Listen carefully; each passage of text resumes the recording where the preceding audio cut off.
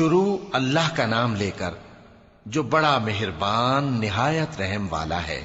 ان فرشتوں کی قسم جو ڈوب کر کافروں کی جان کھینچ لیتے ہیں، اور ان کی جو مومنوں کی جان آسانی سے نکالتے ہیں، اور ان کی جو تیرتے ہوئے جاتے ہیں پھر لپک کر آگے بڑھتے ہیں، پھر دنیا کے کاموں کا انتظام کرتے ہیں کہ وہ دن آ کر رہے گا جس دن وہ زلزلہ آئے گا، پھر اس کے پیچھے اور زلزلہ آئے گا۔ اس دن لوگوں کے دل خوف زدہ ہوں گے اور آنکھیں جھکی ہوئی۔ کافر کہتے ہیں کیا ہم الٹے پاؤں پھر لوٹیں گے؟ بھلا جب ہم کھوکھلی ہڈیاں ہو جائیں گے تو پھر زندہ کیے جائیں گے؟ کہتے ہیں کہ یہ لوٹنا تو سراسر نقصان کا لوٹنا ہوگا۔ تو بس وہ ایک ڈانٹ ہوگی، اس وقت وہ سب میدان حشر میں آ جمع ہوں گے۔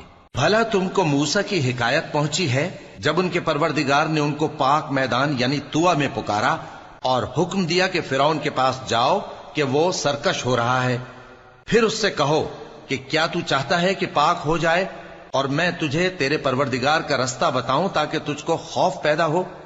غرض انہوں نے اس کو بہت بڑی نشانی دکھائی مگر اس نے جھٹلایا اور نہ مانا۔ پھر لوٹ گیا اور تدبیریں کرنے لگا، سو اس نے لوگوں کو اکٹھا کیا، پھر بلند آواز سے بولا، سو کہنے لگا کہ تمہارا سب سے بڑا مالک میں ہوں۔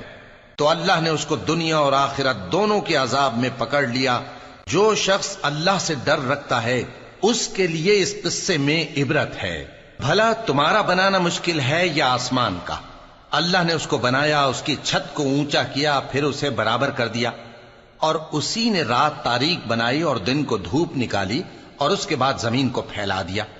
اسی نے زمین میں سے اس کا پانی نکالا اور چارہ اگایا اور اس پر پہاڑوں کا بوجھ رکھ دیا۔ یہ سب کچھ تمہارے اور تمہارے مویشیوں کے فائدے کے لیے کیا۔ پھر جب وہ بہت بڑی آفت آئے گی اس دن انسان جو محنت وہ کرتا رہا یاد کرے گا، اور دوزخ دیکھنے والے کے سامنے لا کر رکھ دی جائے گی۔ اب جس نے سرکشی کی اور دنیا کی زندگی کو مقدم رکھا تو اس کا ٹھکانہ دوزخ ہی ہے، اور جو اپنے پروردگار کے سامنے کھڑے ہونے سے ڈرتا اور نفس کو بیجا خواہشوں سے روکتا رہا تو اس کا ٹھکانہ بہشت ہی ہے۔ اے پیغمبر صلی اللہ علیہ وآلہ وسلم، لوگ تم سے قیامت کے بارے میں پوچھتے ہیں کہ اس کی آمد کب ہے، سو تم اس کے ذکر کی طرف سے کس فکر میں ہو؟ اس کا منتہا یعنی واقع ہونے کا وقت تمہارے پروردگار ہی کو معلوم ہے۔ جو شخص اس سے ڈر رکھتا ہے تم تو اسی کو ڈر سنانے والے ہو۔